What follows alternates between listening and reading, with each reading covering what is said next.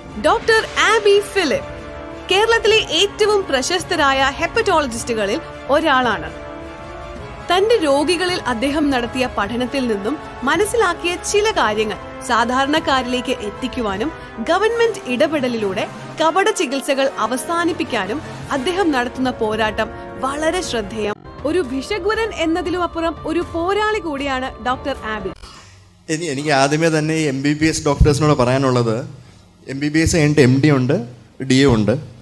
അപ്പം അത് ചെയ്യാന്നുള്ളതാണ്. ഈ ഇൻസ്റ്റഗ്രാമിൽ പേജ് ഉണ്ടാക്കി വേണ്ടാത്ത കാര്യങ്ങൾ പറഞ്ഞ് ആൾക്കാരെ തെറ്റിദ്ധരിപ്പിക്കാതെ. എനിക്ക് തോന്നുന്നു ഏറ്റവും കൂടുതൽ മിസ്ഇൻഫോർമേഷൻ നമുക്കിപ്പം നമ്മുടെ ഇൻസ്റ്റഗ്രാമിലാണേലും ഇപ്പം ഫേസ്ബുക്കിലാണേലും ഒക്കെ കിട്ടുന്നത്, വാട്സാപ്പിൽ കൂടെ ഒക്കെയാണ് കിട്ടുന്നത്, എല്ലാം ഇങ്ങനത്തെ ഡോക്ടർമാരുടെ വീഡിയോസാണ്.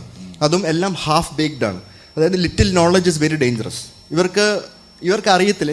ഞാനൊക്കെ MBBS ഉണ്ടോന്നാണ്. ഞാൻ MBBS എടുത്തു 5.5 years, 2 കൊല്ലം ലോസ്റ്റ് ആയിട്ടാണ് എനിക്ക് MD കിട്ടിയത്. MD 3 കൊല്ലം, അത് കഴിഞ്ഞിട്ട് 1.5 കൊല്ലം പഠിച്ചിട്ടാണ് DM കിട്ടിയത്. DM 3 കൊല്ലം. ഇത്രയും പഠിച്ചിട്ടാണ് എനിക്ക് ഏകദേശം ഒരു ഐഡിയ കിട്ടിയത് എങ്ങനെ ആൾക്കാരെ ഡീൽ ചെയ്യണം, എങ്ങനെ പേഷ്യൻസിനെ ട്രീറ്റ് ചെയ്യണം എന്നുള്ളത്. അങ്ങനെ ഇരിക്കുന്ന പൊസിഷനിൽ MBBS മാത്രം കഴിഞ്ഞ ഡോക്ടേഴ്സ് ഈ ഹെൽത്ത് കെയറിനെ പറ്റി ഇങ്ങനെ ഇൻസ്റ്റഗ്രാമിൽ അൺനെസസറി ഇൻഫർമേഷൻ കൊടുക്കുന്നത് നമ്മുടെ ഇവിടുത്തെ വലിയൊരു പ്രോബ്ലമാണ്. ഞാൻ പറയുന്നത് ആയുഷ് സമുദായത്തിനേക്കാളും മോർ ഡേഞ്ചറാണ് ഇവർ. ബിക്കോസ് ഇവർ ക്രെഡിബിൾ പീപ്പിളാണ്. MBBS എന്ന് പറഞ്ഞാൽ ഒരു പ്രോപ്പർ ഡിഗ്രിയാണ്. അങ്ങനെയുള്ള ആൾക്കാർ കൊടുക്കുന്ന ഈ മിസ്ഇൻഫോർമേഷൻ പബ്ലിക് ഹെൽത്തിന് കൂടുതൽ ഹാനികരമാണ്, മച്ച് മോർ ദാൻ ആയുർവേദം, ഹോമിയോപ്പതി ഒക്കെ. അപ്പോൾ അവരറിഞ്ഞിരിക്കേണ്ടത് ഒന്നാമത് ഇവർക്ക് ഇൻഫർമേഷൻ കിട്ടിക്കഴിഞ്ഞാൽ അതെങ്ങനെ അസസ് ചെയ്യണമെന്ന് അറിയത്തില്ല.